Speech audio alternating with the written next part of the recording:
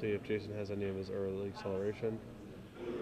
Looks like it's just going to be a Temple Garden go here. Although, arguably, you would even not really want to be drawing your mana accelerants because they die easily and cause you to play your dual lands untapped. I'm sure Jason's actually happy just to make regular land drops and not have to lean on his creatures for acceleration.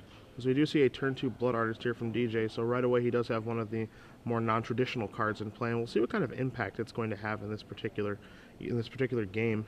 As we do see Jason kind of thumbing back and forth, playing a Temple Garden untapped, knocking himself down to 16, something DJ's got to be pretty happy about. This has to, and no play, so that represents a couple things. One is that, Jason almost certainly has Selesnya Charm, and two, it's very likely he doesn't have another land if he had to play that Temple Garden untapped. And so we do see a Blood Artist pre-combat and then Diagraph Ghoul coming on in, basically saying, if you want a Selesnya Charm, you'll get to kill my Diagraph Ghoul, but you are going to take 4 damage to do that. I'm going to gain 4 life. So I feel like we're already kind of committed here. The cat's out of the bag, and if you take the 2 there, yeah, I can't imagine you take the 2 and then you're not going to make this trade. So we do see Selesnya Charm here is going to make that 2/2 Vigilant Knight. The trade will occur, and then we'll have 4 triggers from Blood Artist, so long as TJ does remember his triggers. But no third land? Jason draws a... Oh, he had a third Temple Guard in his hand, so okay. He wasn't out of lands, but... DJ did miss his land drop. He does take a draw step, and he passes back yet again. Now this, Patrick, is a deck that traditionally does play 24 lands in the list that we've seen. DJ's, I'm not sure exactly how many... 22. Only 22, okay. Now we do see him peel off a Dragon Skull Summit for the first Dross Messenger of the match. And as we found out this morning, Dross Messenger, if you look at the picture closely enough, it has a beard. It has a beard? Yes. How weird is that? I don't know why a zombie wouldn't shave. Or even how it would even grow facial hair. And turn Restoration Angel. And Jason with multiple Huntmaster in his hand, but without red mana. You see an Angel Serenity drawn for the turn. Again, no red mana. We do know that he has a Plains in his hand. Not quite sure if there's any Thragtusk looming. It looks like the card all the way to the left in his hand is a Thragtusk. And he also has Garruk Primal Hunter, so he has a 5 to play this turn. Plains going to enter the battlefield. 5 mana tapped, and there's a Thragtusk. Yep. So Jason is going to move up to 15. But that Thragtusk, while it is good, of course, these 2 Blood Artists here, an attack from Dross Messenger, kind of, mitigating that 5 life. Yeah. No, Blood Artist is going to be doing some work here if Jason's going to be trying to control the board through blocking, and he's just going to take that hit. Yeah. You are going to see a Gravecrawler here post-combat after he takes that hit from Dross Messenger. You might see a little bit of racing here with the Thragtusk and the Angel Serenity versus the Blood Artist. So you do see Jason draws a Sun Petal Grove, so still without that red mana, but 1 mana closer to the Angel Serenity in his hand. Yeah, although DJ is also 1 mana off of Falconwrath Aristocrat, which with the 2 Blood Artists and the Messenger in play, if Jason just attacks and plays Garruk and makes a beast, it's actually possible that he just dies. Yeah.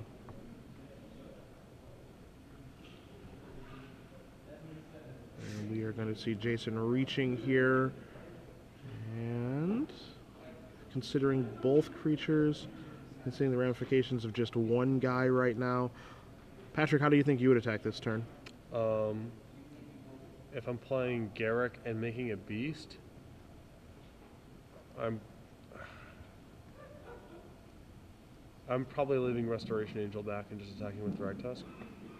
And the same kind of struggle that you just kind of had. Jason's going basically the same thought pattern that you are. It's kind of difficult, if you want to race here, because obviously because of Blood Artist and he does have Angel Serenity in his hand as well. So if he does, draw that 7th land, what are the ramifications doing this? Because he is leaving himself pretty open right now. I actually think the best attack might just be say go. Because if you get to Angel Serenity, you're just like, all right, get your Blood Artist off, and now it doesn't matter what you do from here. Sure. But now if he has Aristocrat, Jason just needs time to play his hand. He has multiple Huntmaster in his hand, etc., etc. This is just, you're not going to win by out racing him here. I feel like.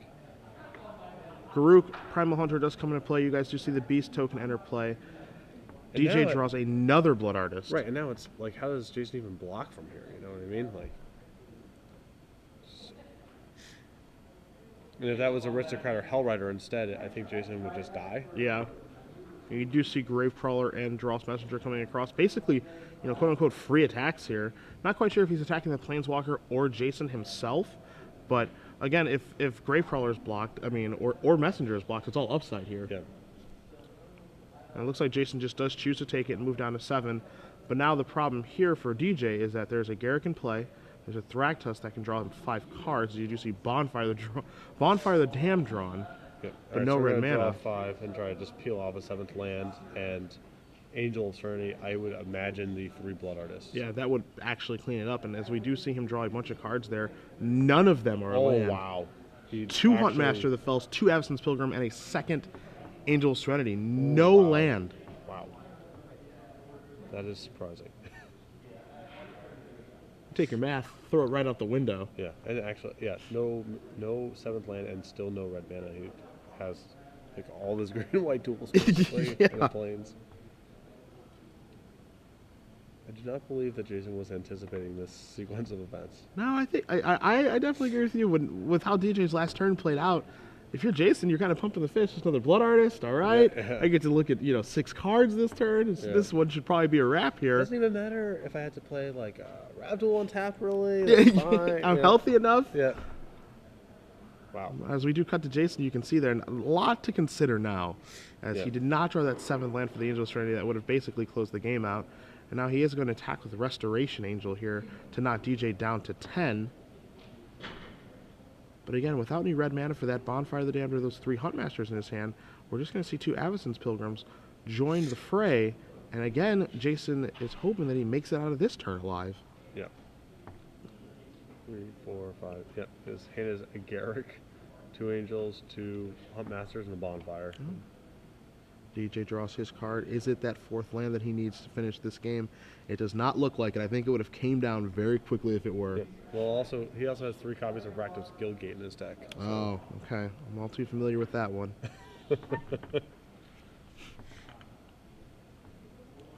So we can't quite make out the contents of DJ's hand, but you can tell there, as you can see him, a lot to think about. If it was a 4th land untapped, it would have been in play by now. Probably would see a Falconeth Aristocrat coming across for the old Fireball. But we are going to see DJ come across with the Gravecrawler and Dross Messenger yet again.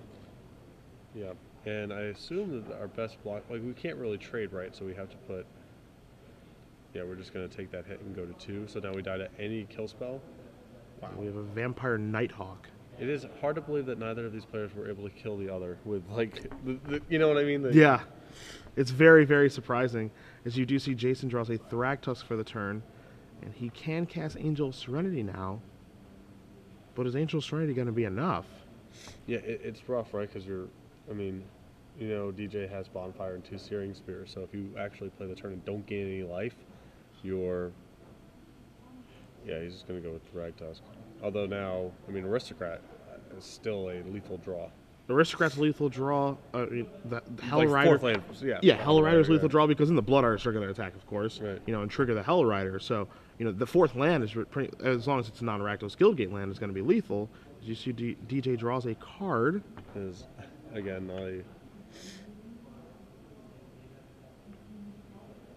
Now the question you have to ask here, the attacks round was free, right? Just because there being 3 Blood Artists in play. Oh yeah. No, he has to get in with everything. It's actually still very challenging because this attack is lethal, but any block that he has actually deals more or the same amount of damage. Like I believe this attack is simply lethal. Yeah, I'm not quite sure how Jason's able to get out of this situation now. Yeah, because every creature deals at the minimum either its power or the number of Blood Artists in play. Like that has to happen basically.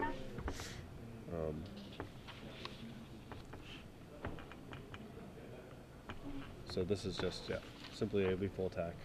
You can see Jason kind of going through the motions here on how you should consider blocking. But again, if anything does die, and it looks like there's no real blocks that can take place where something doesn't die. Yeah, and there's a concession. Yeah, so we needed to just angel away those 3 Blood Artists to start off. So that was a surprising game insofar as you felt like each time one player went into their turn, the other player was going to die that turn for about 4 turns. Yeah. So a bit surprising here. We are going to cut back to the booth for you guys because, Patrick, it is premium giveaway time. Yes. Very early in the morning here. And so what we do here is we ask you a question. We normally toss a few softballs up. No, yesterday was a little bit more difficult, Yeah. but fun with the Ink Treader Nephilim. Name That Nephilim. It's not. It's very hard to do. Because there's only 5 of them, but it's real hard. We're probably going to play a little later today, but we're going to toss a softball your way. Of course, all you have to do for this is we ask you a question. You tweet the answer to hashtag SCG Premium, and we will draw from one of the people who gets it correct, and we will give away 6 months of premium. And the question for you is in DJ Break's Black Red Zombies list, a deck that normally does have a copy of Thundermaw Hellkite somewhere. He has cut that card for a different 5-drop that he has 1 copy of. And if you're able to name that 5-drop that he has 1 copy of, you can tweet the answer to hashtag SCG Premium, and we will give away 6 months of premium to one of the people who gets the correct answer.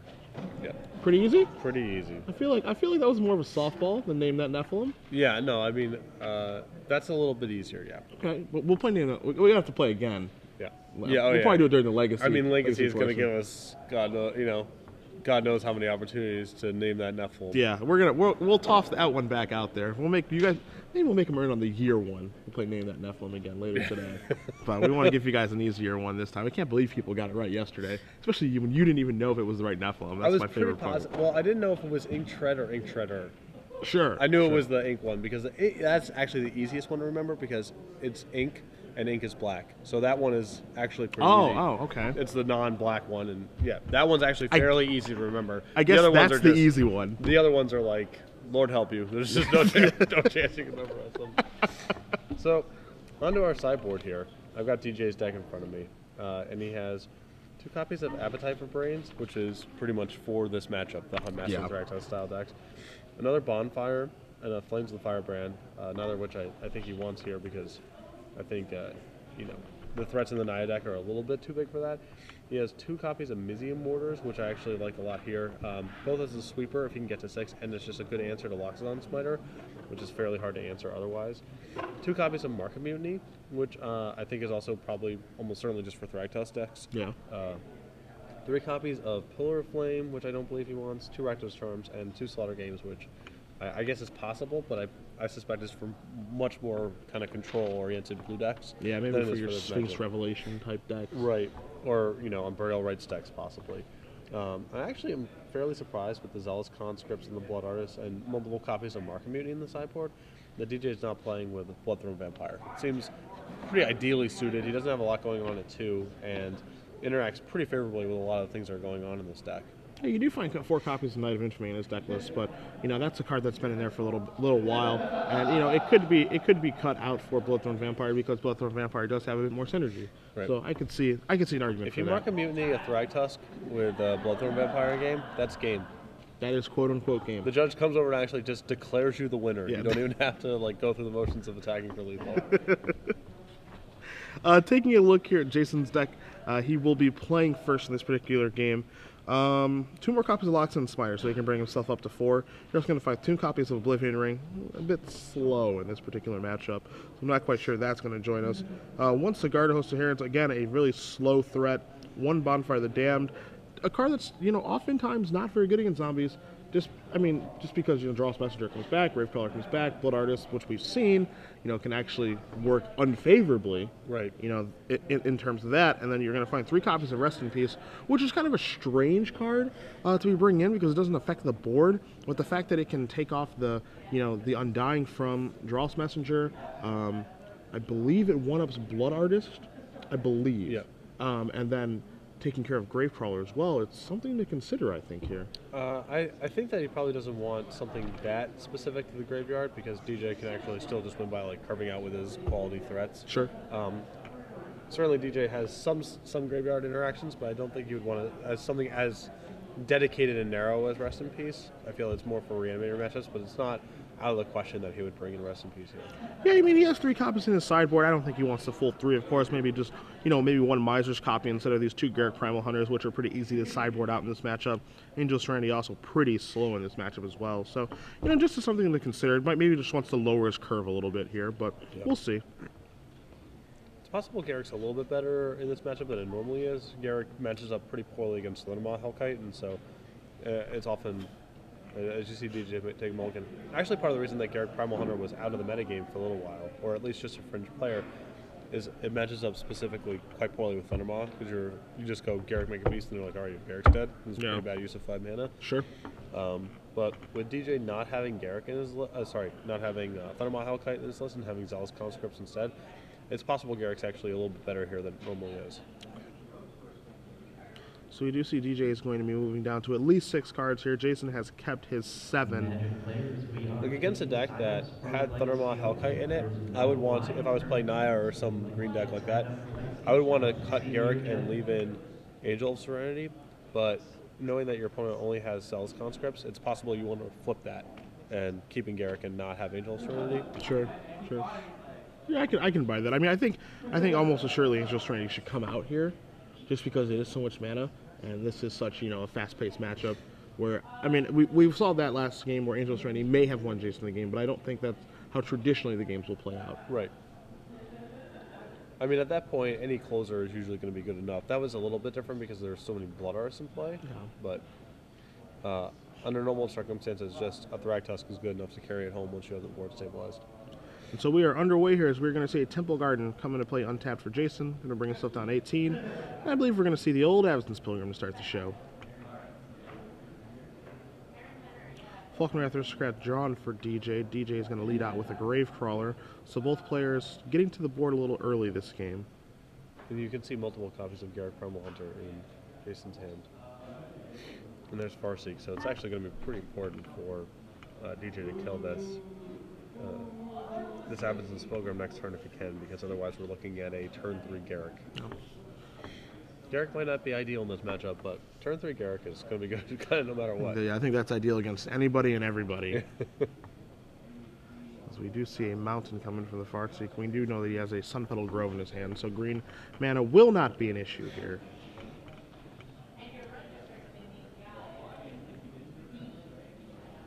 Jason's shuffling up here. Probably going to get in for one with Pilgrim, I would assume. Yeah, I can't imagine holding it back here. Trading Gravecrawler doesn't seem particularly favorable. And there is the attack for 1, bringing DJ down to 19. And he's going to send it on back. Dragon Skull Summit. Gravecrawler going to come across, bring Jason down to 16. We're going to see a Diregraph Ghoul and just a pass back. Taking a look at DJ's hand, there is a Dross Messenger in there as well. It's beast time. It is beast time. Garrick Primal Hunter. So we're actually in okay shape if we have a way to remove this beast token right now. Because I don't think Jason's hand has that much action left in it, and then we just get to take down Garrick with our 2 attackers. But if we don't, then this game gets out of control very quickly. Yeah. I mean, it's pretty crucial that he takes care of it this turn, and he's unable to. So, now Garrick is going to be able to turn on another beast to protect itself. As you do see, Jason's hand is actually just mostly lands right now. As you see the beast token coming across here for Jason.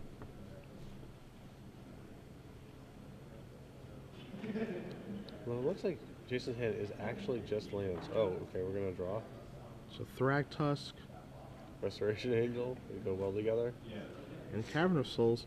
Yeah, his hand, before that attack was just all land, so a Searing Spear there on the beast token plus killing Garrick would have been huge. Yes. Absolutely just deadly. Well, we are going to see a Plains come into play, and we are going to see a Thragtusk come here for Jason, bringing himself up to 21 and putting out another way to protect Garrick. What did you think of Jason's play to draw through with Garrick instead of just making a beast and saying go? I think I'm personally okay with it. He was just very light on action. There is the argument for moving it up to 5, so it does, stay out of Falconwrath Aristocrat range. Sure. There's something of that nature. There's definitely a gamble involved there, but he doesn't have any action. His hand was 4 lands at that point, so I think taking the risk is okay. And I think I think that DJ had proven that he did not have the removal spell. Sure. So we see Falconwrath Aristocrat take care of the Garrick Primal Hunter. But has the damage already been done with the card draws? We see Huntmaster of the Fells drawn for the turn. Now, Jason is short on enough mana to be able to Restoration Angel and Huntmaster the same turn, so he's going to have to pick between one or the other. Leaning one way or the other for you? Probably towards Restoration Angel. Does seem to be the most powerful interaction between the two cards. I mean, Huntmaster obviously a very good card, but I think Restoration Angel is where you want to be. I almost would consider just Restoration Angeling there while DJ's tapped out. Yeah. Because if your Thragtusk gets Searing Spirit here or Ultimate Price or whatever, it's actually quite bad because the life is good. The life is likely to be meaningful. He did say DJ draw for his turn. He drew a Slaughter Games. Let's see, he's probably considering what to name here. But we are just going to see a Dross Messenger here from DJ. Going to bring Jason down to 19.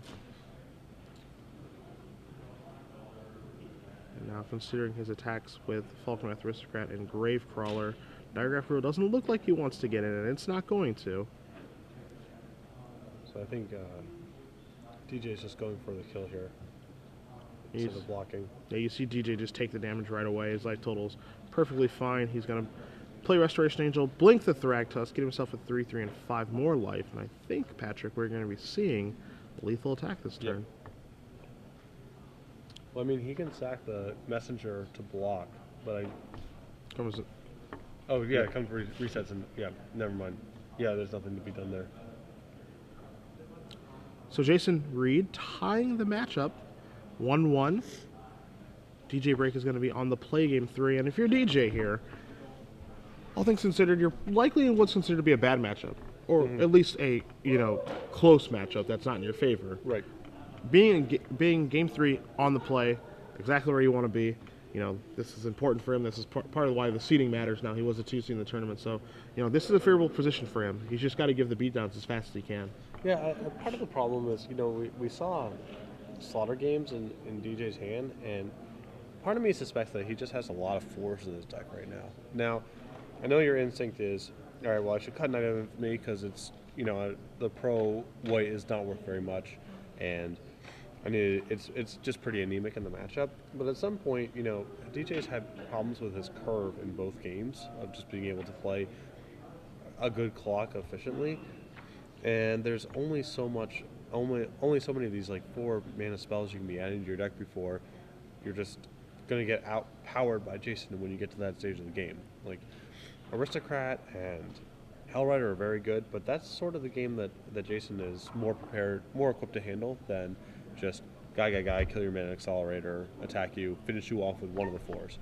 I don't think you want to be playing, Gravecrawler, go, Hellrider, Aristocrat, measuring your threats one at a time like that. He needs to have a certain, density of low drops, even if they aren't the highest quality, just to get sufficient pressure on the board where you're ending the game with one of your 4s instead of having that be one of your first plays. Sure. To turn the game around back in your favor. Right. So that's why I'm pretty dubious about Slaughter Games. Not that, Slaughter Games can certainly have its moments of being good. You make your 4th land drop on the play on turn 4, and you get, Thragtusk or Restoration Angel or whatever before the Naya player has an opportunity to play it. It's probably going to be pretty good that game. But that's a pretty low percentage of draws where you make your first 4 land drops and you're able to beat them to the punch that way. So when you factor in how many 4 drops are already in DJ's deck, I'm a little... Unless he cuts some of them, and then that's a slightly different case. But I think in general, I would rather be drawing a Hell Rider or a Falconwrath Aristocrat than a Slaughter Games. So I definitely agree with that. I think Slaughter Games, to me, it feels just a little too perfect worldy. Yes. I feel like too much has to go right for that to have a huge impact on the game. As you said, he's going to have to play that on time. It's not a card that you can, miss a couple land drops and then cast it, because by that time that window's closed. Yeah, and it's not. If it was one thing where I'm playing against this Naya deck and he has no good action against me except Thragtusk, and so I can, that would be one thing. But Jason can definitely win this game without Thragtusk. He can win with Bonfire or Huntmaster of the Fells or Garrick or Angel of Serenity. There's numerous cards that are capable of just winning the game, and so your Slaughter Games isn't at its best here because Jason has multiple devastating cards in the matchup. So we will see what happens in this final game 3 between DJ Break and Jason Reed. DJ being on the play for this particular game. He has taken some mulligans in this match so far. It's going to be pretty important for him to keep a pretty aggressive 7. Hopefully not stumble on lands this game and be able to just curve out, as you said, just 1 drop, 2 drop, 3 drop. Yep. Hopefully the 3 drop is for him, Dross Messenger, to continue the beatdowns. Yeah. Basically, I would rather play a game plan that's about, all right, well, I hope that he just doesn't bonfire me, then I'm going to try to go toe for toe with him with 4s and 5s, because it's very hard to do. So we do see DJ taking a look at his opening hand. And it is going to be a mulligan down to 6. Jason taking a look no, at his. I think DJ's keeping. Is DJ keeping? It looked like he reached for Yeah, his I deck. thought he did momentarily, Okay, but I yeah. think he's actually keeping. Jason is the one that's going to be sending it back. Okay. So for DJ here, that's kind of fist pump number 1. Yep. When you're in this, when you're in a pretty unfavorable matchup, being on the play is obviously a huge thing in his favor. But now you see Jason moving down to 6 cards. Naya ramp, not a deck that mulligans incredibly well. Yeah, I mean it's decks that are trying to just go, mana into big threats, which is ultimately what the Naya deck is does. Needs a lot of, it needs all of its cards because it needs both mana and spells to cast.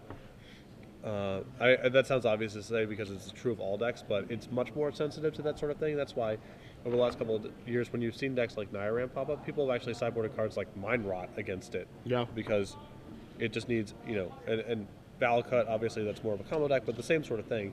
You need to be able to ramp into your stuff and then have stuff to ramp into, so you're much more sensitive to mulliganing than, say, a blue-white flash deck, which, doesn't have the same sensitivity to its resources. And we are underway here. Jason does keep his 6, and DJ just starts off with a Blood Crypt and no turn 1 play. So we'll see if he has a turn 2 play, and it is going to be a Knight of Infamy. Okay. So he is going to be getting on the board here, as Jason does take a draw step. And Jason has a Sun Petal Grove, and we are going to see a Farseek. So very important there for Jason. Basically, be able to undo this mulligan. Yes. Is basically what that Farseek accomplishes. Give him the initiative back in this matchup. And for DJ, it's going to be very important for him to have a play this next turn. Dross Messenger, I think this turn is going to be pretty crucial to this game.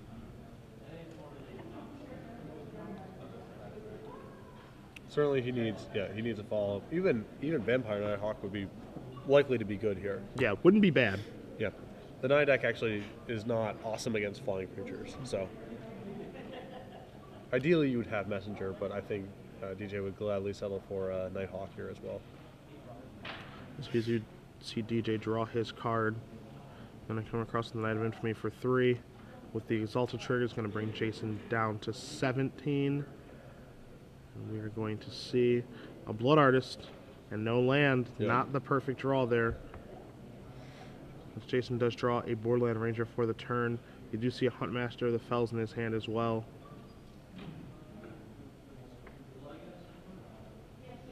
And you see 22 lands and a lot of 4s and 5s has not historically been a recipe for success. it's taken DJ pretty far so far. Absolutely. This is the kind of thing that can happen, as you do see a Bonfire of the Damned for 1, clearing out Knight of Infamy and the Blood Artist. Jason's going to take 2 to do that. DJ's going to gain 2, but I think we would consider that a favorable trade for Jason. As that Cavern of the Souls that Jason did play before casting that Bonfire of the Damned does name Angel. DJ draws his card. He draws a Cavern of Souls. And now you're going to see that Vampire Nighthawk you spoke of earlier.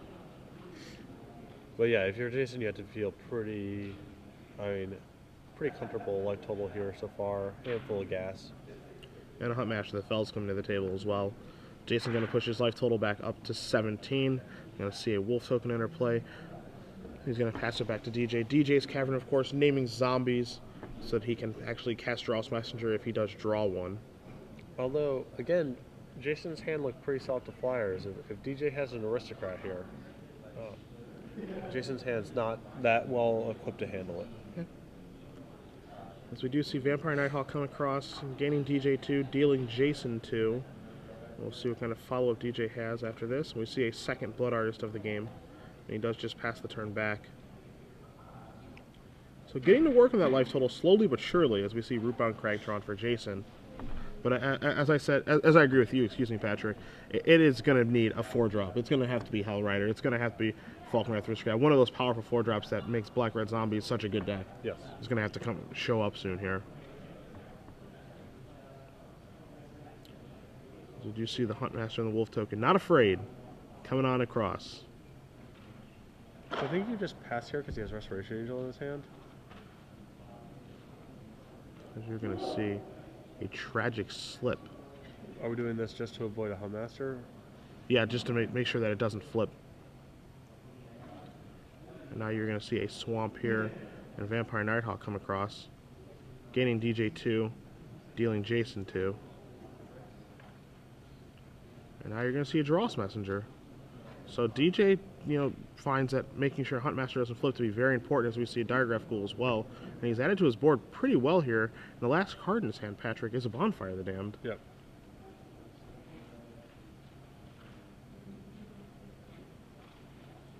I feel like we might have been able to pick a better spot for that slip, though.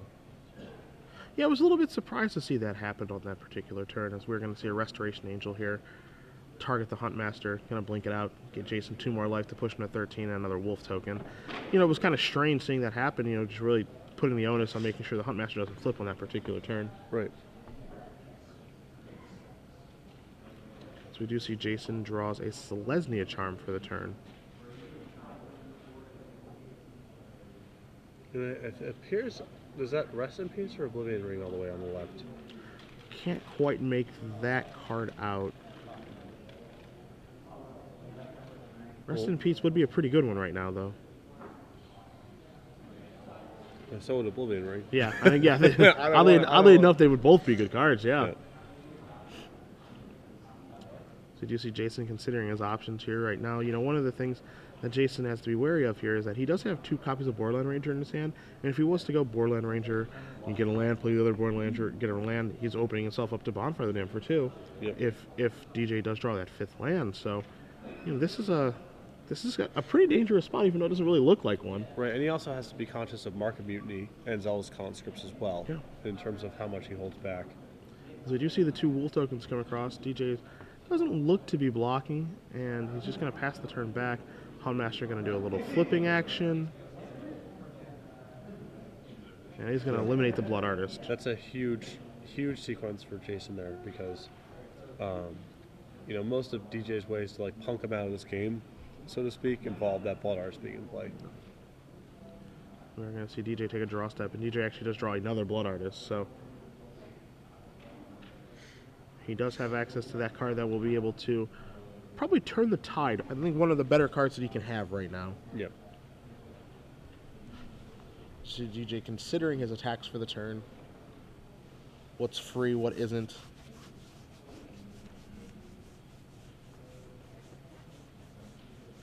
I'm assuming that our eyes were correct and that his draw was a Blood Artist. It is a little strange to see him not playing this before combat. Yeah, I think you were backing up here. But even if you Blood Artists and Alphas, Jason can just go, okay, Huntmaster in front of Messenger, Restoration Angel in front of Nighthawk, weather the storm. He gets a little chip damage there from the Blood Artist, but it's nothing great, as you are going to see Blood Artist in their combat now.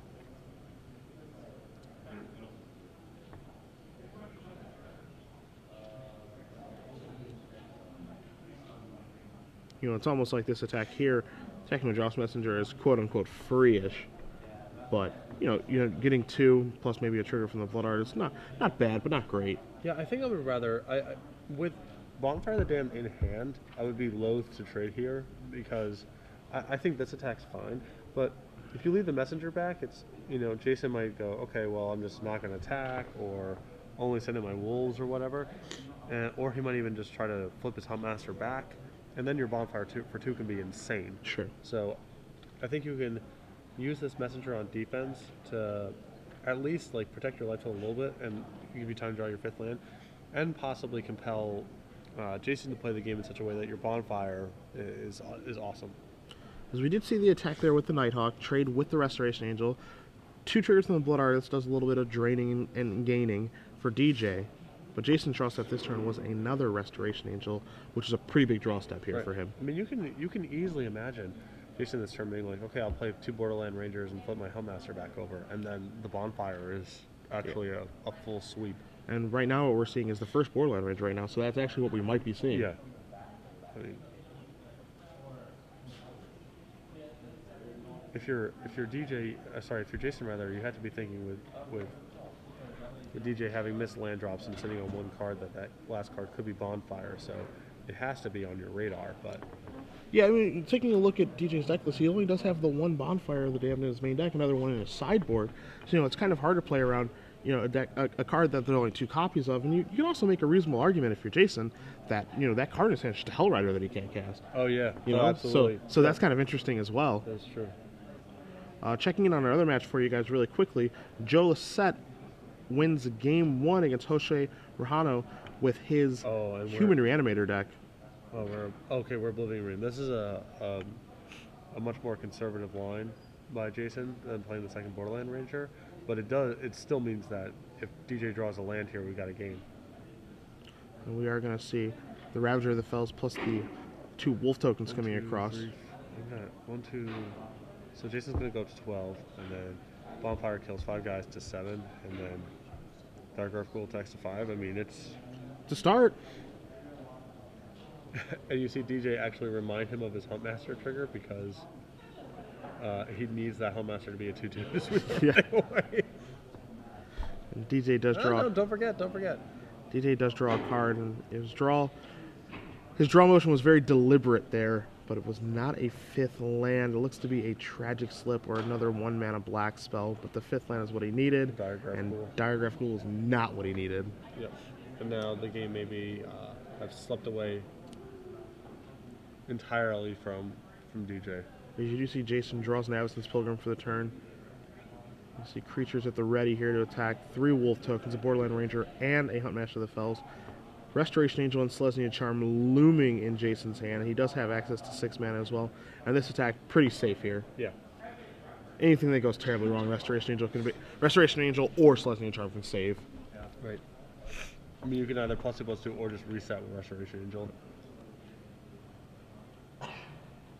You do see Jason tapping 2 mana, thumbing the Selesnya Charm towards the Huntmaster of the Fells to trample over the Diregraph Ghoul.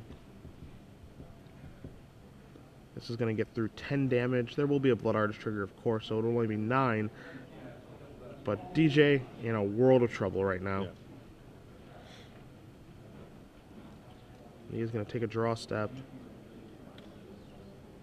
You see him shaking his head. It's not what I needed. Yeah, Shows the Bonfire, and that is it. Jason Reed moving on to the finals with his Naya Ramp deck, defeating DJ Break in a good 3 games. Yeah, solid 3 games.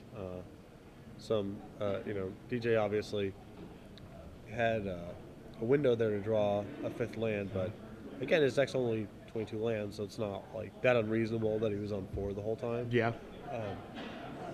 But yeah, another strong showing by Black Red Zombies, one of our foundations or pillars of the metagame. We're going to move over to the Joe Lissette Josue Rajano matchup with Joe up a game. We actually saw these 2 play in the Swiss rounds earlier in the day with Joe pretty easily beating Josue.